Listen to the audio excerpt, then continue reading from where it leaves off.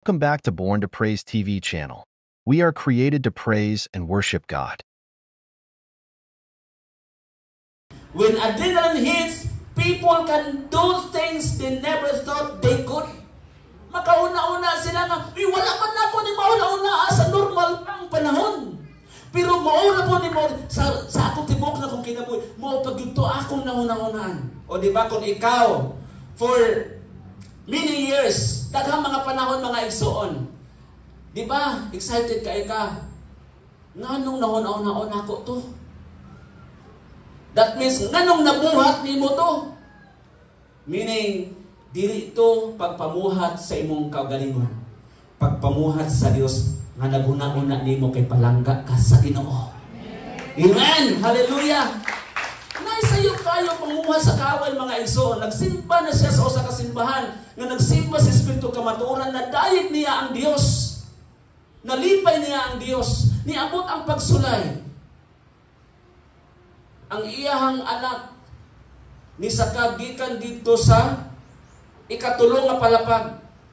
Wa siya nasayod. O niya nahulog. Pagkahulog nito, sa may tabo sa bata kung mahulog ikan sa 3rd floor. Okay, kamo ko na huna-huna, kamo ko na analyze. Usay may tabo sa bata. Di ba di katindog? Usahay na ay bation sa lawas? Pero, praise God, kay ang bata, wala ka normal na kayo. Ilang ipasitis ka, wala. Gikuan ang iyang mga parte sa lawas, wala yun na unsa. Pero unsa hinungdan? Gibawala na mo ato sa simbahan.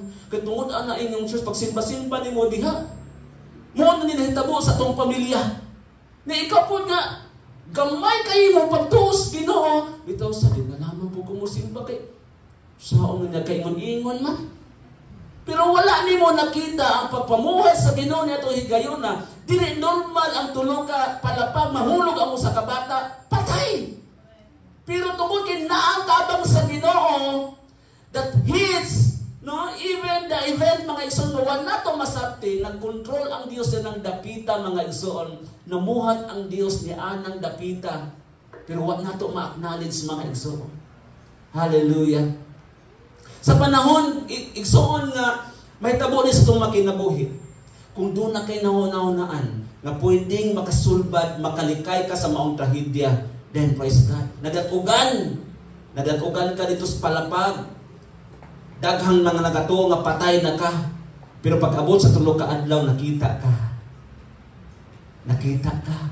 Kaya nga naman, ang padalipod sa Ginoo nito, dapita. Ang padalipod sa Ginoo sa imong kinabuhi, padanon. Ingon ana ang mga palangga sa Dios. Taas o kinabuhi. Amen. Mutuo ba ta na? Palangga sa Ginoo, taas o kinabuhi, mga igsoon. Kaliwala sa mga trahedya. Hallelujah. Kaya nga naman, di ta makahuna-huna mga igsoon o action o unsay makapanalipod sa ato. Apan, ang gahom sa Dios dili limitado. Pwede siyang magdupa, kanunay siyang nagdupa, kanunay siyang gisalo. Mga itong gigunitan ta kanunay sa Ginoo. Ang kalibutan gigunitan sa Ginoo, kay kung wala ni guniti sa Ginoo, hagbay ra. Di ta kaabot og 2025. Ngayon naguban, bisag mo predict pa na diha kinsa ng klasihan, mga prophecy diha. Ay, karong October, katapusang bulan sa October, moabot na ang David 1. Nakitahadlok po dayon ta, kay wala tayo adrenaline rush. Amen? Mag-agat ta sa Ginoo. Unsay gisulti sa verse 7? Si Jesus mitubag, ang mga panahon, mga adlaw, gitakda ng daan sa pagbuot sa akong amahan, dili kamo angay magpakisayod kung kanus kini mahitabo. So sa ato pa, walay na sayod. Aros ani mahitabo. Kay, gidid ang ganita pagpakisayod. No? Kay imong pangutanon, wa mapod ka ba na? Pero naay mga propesiron, mga igsoon. Sulagma, raman na. Sulagma. Pero ang Biblia, mga igsoon, wala din sa kinsang nakahibalo. Pero ang Dios lamang yun na nakahibalo. Bisan na rin si Jesus. Only the Father knows. Ang amahan lamang mo'y nasayod mo nang adto ta magpakisayod sa amahan. Ihatag niya sa tamang panahon. Dunay panahon sa tanang butang mga igsoon. Salig lang sa Dios. Hallelujah. Salig lang sa Ginoo mga igsoon. Next, ikaduha, we are called to move, to share. Na? Gitawag ta. Manang ang tanan nga mga tinawag, ang tanan nga mga disipulo dili membro. Kay nganuman ang mga disipulo gitawag aron nga mulihok. Everybody say lihok. Kinsa man ning tawag sa ato ang municipal? Lihok, dawin. Sa Buagita, unsa man ta? Katsada sa Buagita. Masiro ta katsada ani. Right? Okay, we are called to move to share. Pag-share, paambit mga isuon. Una na to pagpaambit atong family. Pamilya atong ato ang paambitan.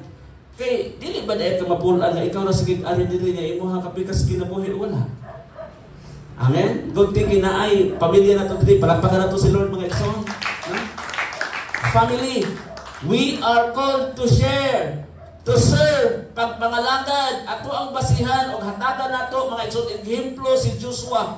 Niyo si Joshua, kay ako o ang akong pamilya mag-alagad sa Dios, dili sa tao. Mag-alagad sa Dios. Muna i-serve.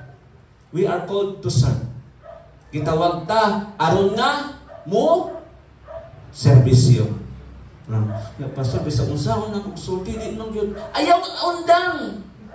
Ni undang ba panalangin sa Ginoo nimo? Kung wala ni undang, so di po ta mo undang pag-share. Amen. Nababata diya.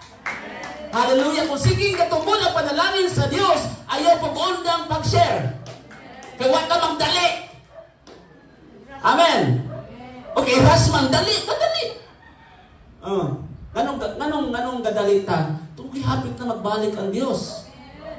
Muna nga kung times 2 mga igsoon ang kaaway, kita ang saman. Times 1. Kung times 1, dinigiyuta mo, daghan kung times 1. Kay 32 times 1 equals 32 ramang gihapon.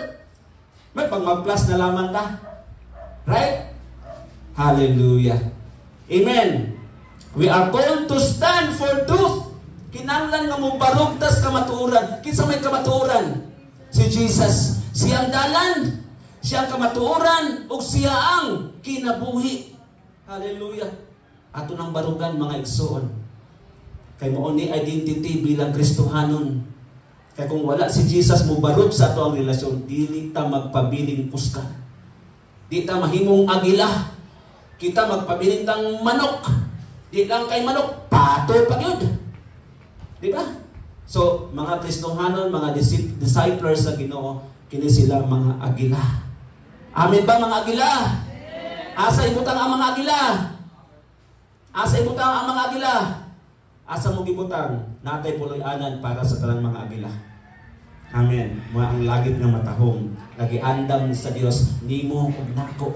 Nga mga makugihon ug mga matinod-anon.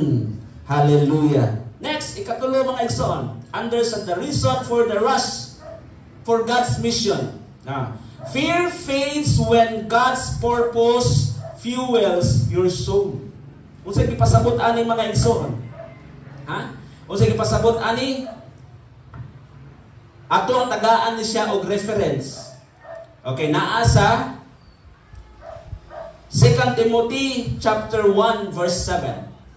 Unang Timoteo kapitulo 1 bersikulo 7.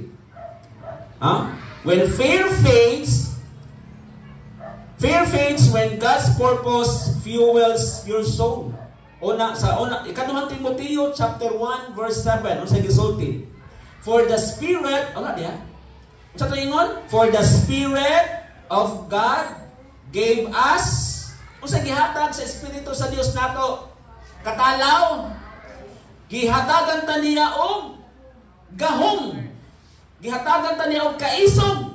No? Gitagaan ta niya og gahom. Gitagaan ta niya gugma. Gitagaan ta niya og self-discipline. Paghukom. Pagpugong. Unsa to? Gugma, gahom ug pagpugong. Ngunit tulo nga gihatag sa Dios kanato aron nga ang atong kahadlok mangahanaw. Amen. Mangahanaw ang atong kahadlok.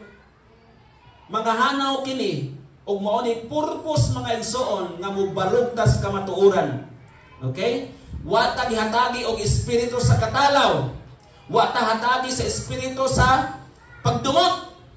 Wa ta hatagi og espiritu sa dili pagpugong. Gitagaan ta sa Dios og espiritu sa isog, sa paghigugma o pagpugong.